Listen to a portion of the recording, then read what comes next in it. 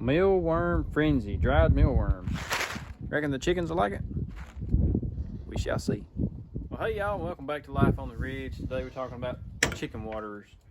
I've went through several different types of chicken waterers. Hopefully y'all can hear me. The wind is awful today. But I've been through several different types of chicken waterers. Made a homemade chicken water with just a 5-gallon bucket in a pan, just like the feed bucket is. Y'all probably seen that video. And I've used this style. The problem with this style, it worked good, but what would happen is when I would haul it on the four-wheeler, it'd fall off and it would break these little tabs. I love the water, but it would fall off. So hopefully, I went ahead and bought another one. Hopefully we won't have that problem now that we have a side-by-side. This is the 1-gallon waterers, a screw on top. This is what we used when they were chicks, what I'm currently using right now. And then I bought this one. This is a 5-gallon water, and the lid screws on the top. You unscrew this cap here and it operates off a vacuum, and it has a pan on the bottom. This was the fan. The only problem with that is after about a year of use, not quite a year, this lid, I was actually trying something new. This is why the lid's bolted to this. That's not original. This lid goes here, this red pan goes on the bottom. The only problem with it is it got harder and harder and harder to unscrew this lid because you had to get it tighter, and so it could operate on a vacuum so that it wouldn't just all go out. Well, what happened is it ended up cracking during this cold weather around the top because I was hanging it. So I'm guessing this is probably not meant to be hung. Probably just made to just sit on the ground. So if you have one of these, maybe just don't hang it. I don't know. I hung it, and maybe that's what the problem was. But what I was trying to do here is I had drilled some holes and put some bolts in it so it would operate hopefully the same way that this one would. You'd fill it up, twist the top on, turn it upside down, but it wouldn't work. I tried to seal this crack, and I'm thinking maybe the crack wasn't sealed. So just trial and error. And now I've got some of these vertical nipples, some of these vertical watering nipples. I want to try them out. I've got a 5-gallon bucket.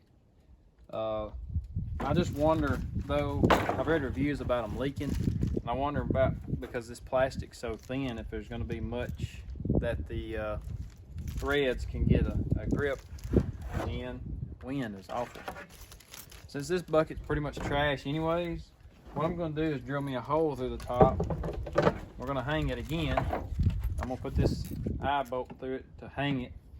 And because this water jug is thicker, I'm going to put these water nipples on the bottom right here and see if it works. If it doesn't work, worst thing, I'd have to unscrew these and put the holes in the 5-gallon bucket.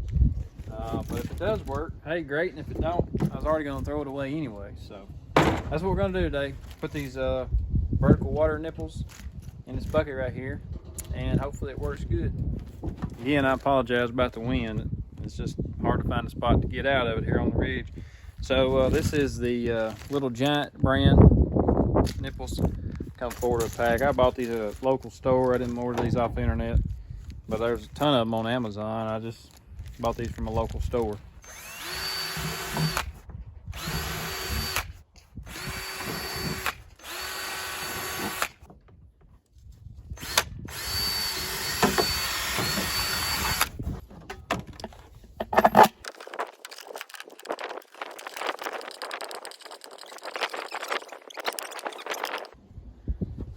Alright, so I done a little test run in the old coffee can here, and that's with the 3/8, and it could stand to be just a little tighter, but I think it tightens up pretty good. I think once I put some Teflon around it, I think that should help seal anything that cause any leaks, because I don't want to just try to water that hole out, because it's probably not going to be completely round. So we're going to do it with the 3/8. hopefully that will work.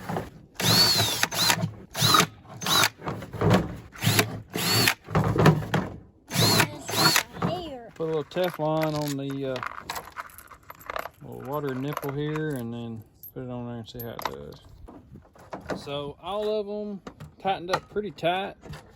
That one still likes to turn just a little bit, and this one right here didn't really get that tight, so I'm afraid that's going to be a problem.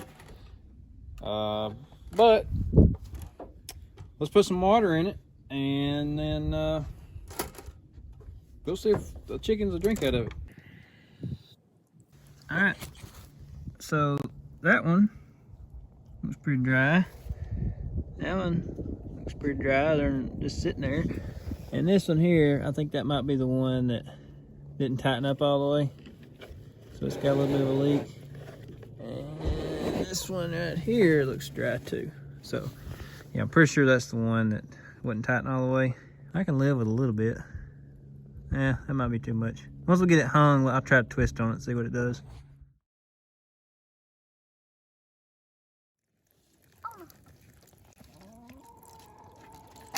Oh snap!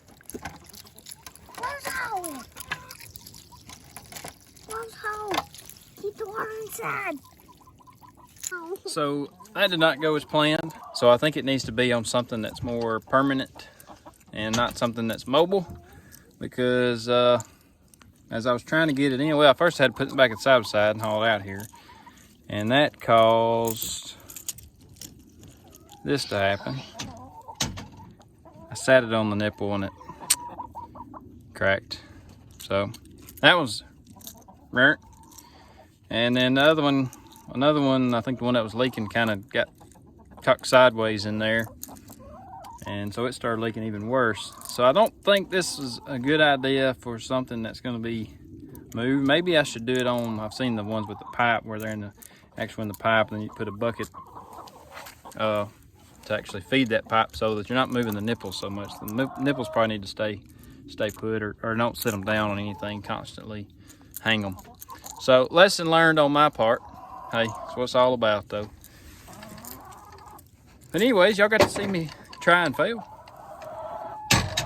We're gonna go get the other waterer. I got it just in case, because this was just kind of a trial run thing. I never used these, and so now I know. But we're gonna get the other water, put that in there. But while we're out here at the coop, we're gonna give these chickens some mealworm and see how they like them. All right, so mealworms. I'm kidding. Can I give them some? Yeah. Ready? Don't throw the whole bag in there. Just grab you a handful and toss them over in there. Mmm. This might get some. I think they like them.